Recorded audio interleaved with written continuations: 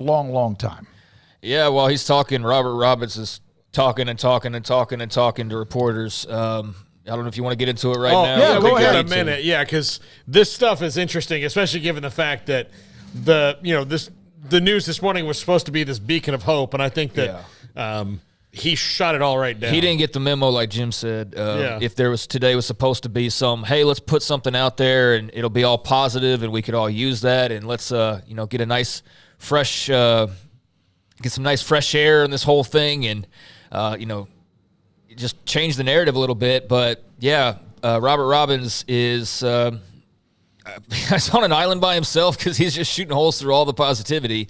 Although, what are the quotes? Anything else besides what we mentioned? Yeah, plenty of it. On the TV deal, we're not going to get a Big Ten deal. We're not going to get an SEC deal. But if we finish third in this sweepstakes, I've never thought that winning the bronze medal was a great aspirational goal. But if we win a bronze medal, I think we'd all declare victory, which, is not a surprise. But, there's still that hope that's out there at least.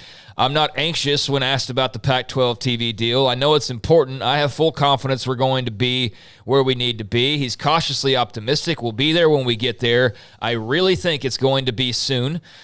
He also went on to say, everybody remembers the line from Jerry Maguire, show me the money. So that's, again, we can say all we want to about all these various other things, but the bottom line is this all matters. The only thing that matters, it all revolves around the TV deal and the money that's in that TV deal.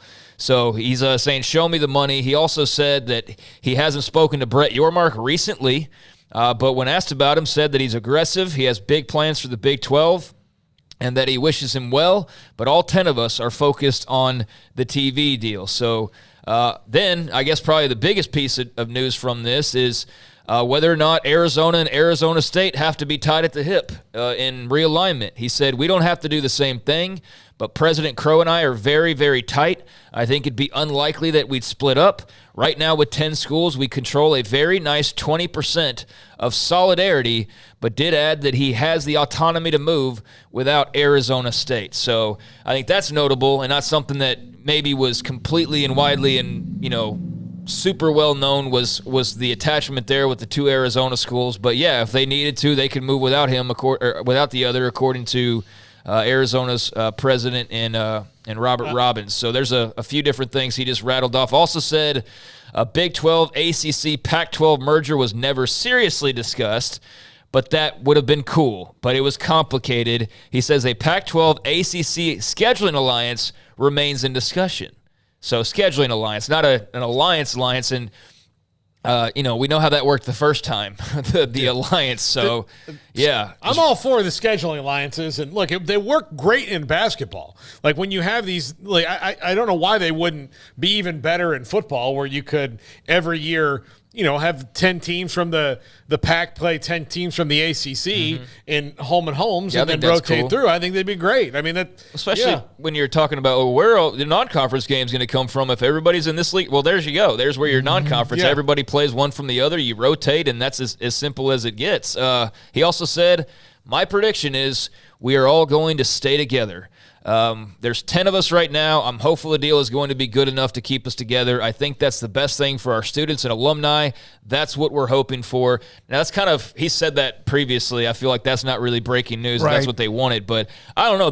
He's rattling off. He's talking today. He's talking today and touching on, the hopes that are still the hopes from, a few weeks ago, but it does think they're drawing closer. Granted, if you want to shoot holes through that, he's said that before.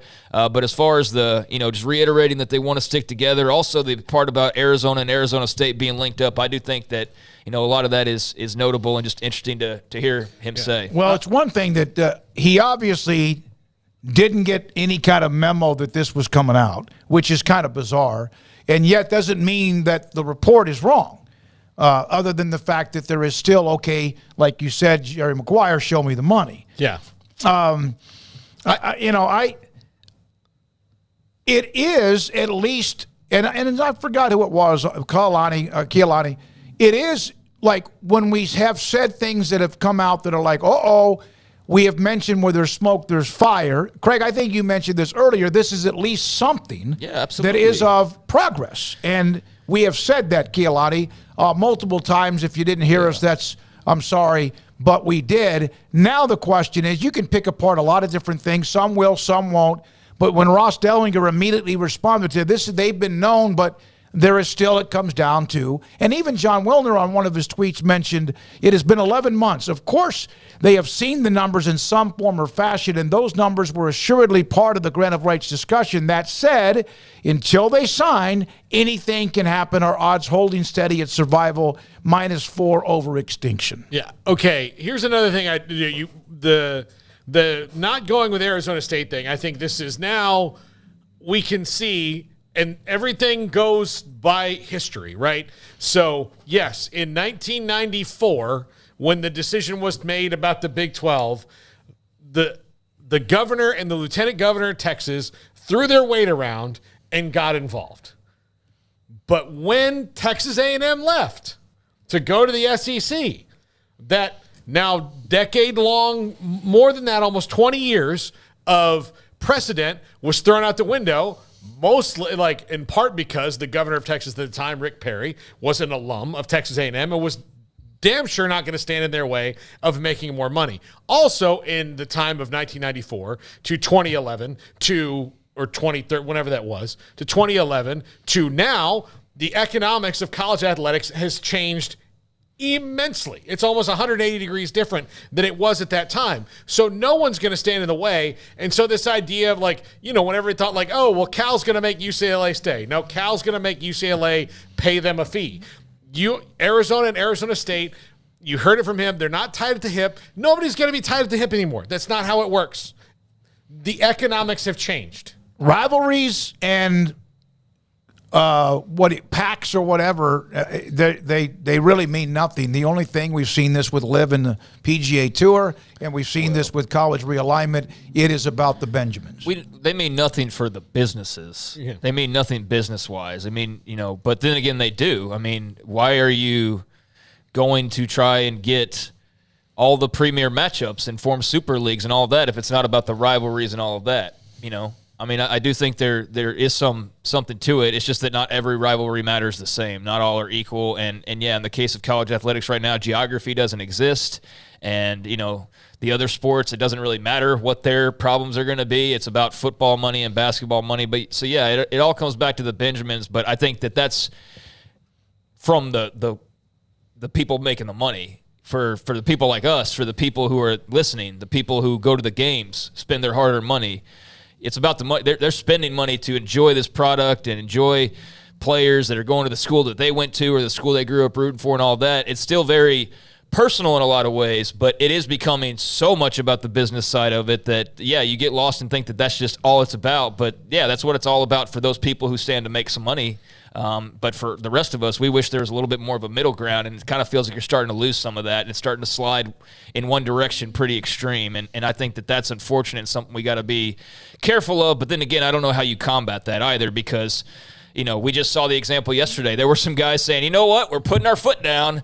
We're not going to just say yes, and look what happened. And that's why I think yesterday was just so devastating in a few different ways because it was like, oh, man, like everybody's for sale. And, yeah, we already knew that, but, like, now it's like even more obvious, and that's just kind of sad to me. But it is what it is. It's the real world we're living in. Well, yeah, you can – everybody has a price. What would this look like on the timeline and of this last since USC, UCLA? How would this look like on a graph? How would what look like? What, the ups and downs of this story. Would it be like a tremor? Would it be earthquake? Well, yeah. Would it be just completely like this? Would it be just like this? Because that's kind of just us Twitter covering feed. the story. That's how I feel about this story. When you think you're up, if you're a fan of whoever, you're down. The next day you're up. The next week you're down. And it's really, like Bob Thompson said, he's never seen so much interest in his life of being involved in the media. Yeah, I think that's because